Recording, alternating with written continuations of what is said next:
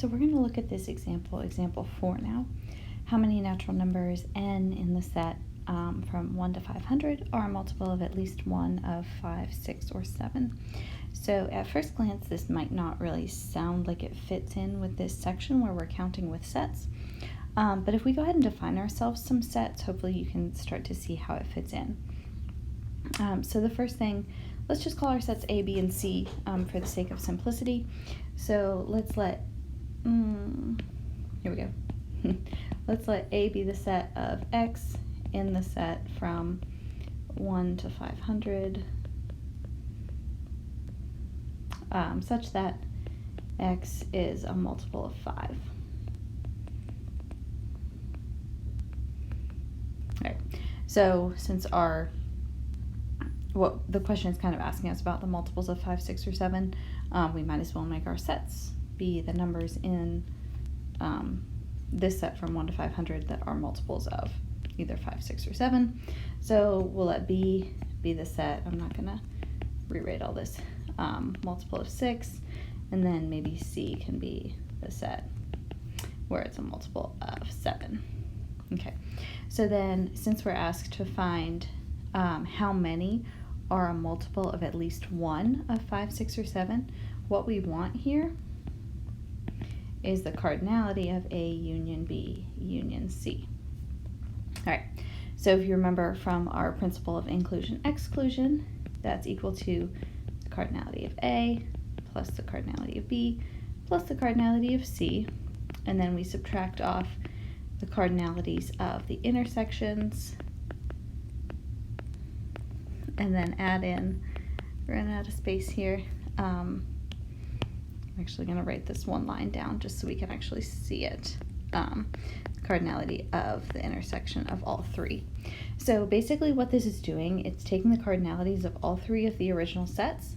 By subtracting these three intersections here, we're making sure that we don't double count anything.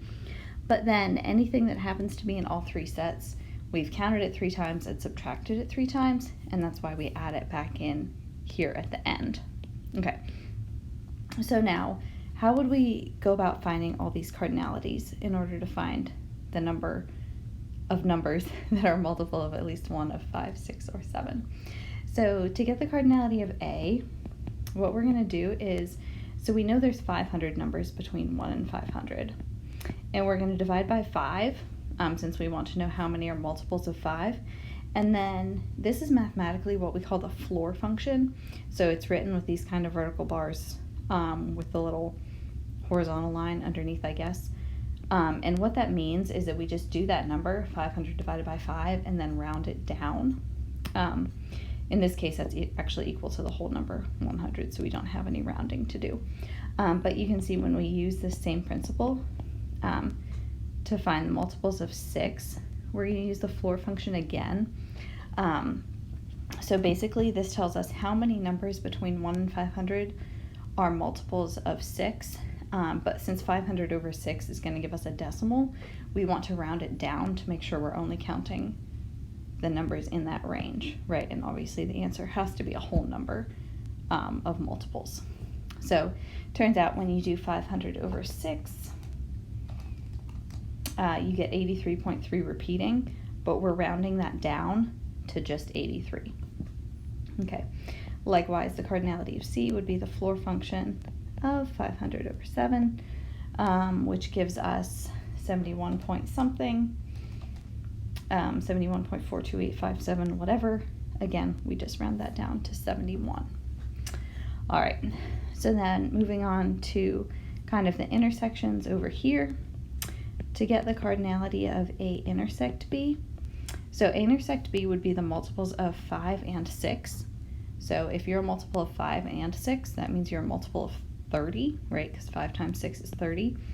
And that's actually the least common, the least common multiple of those two numbers.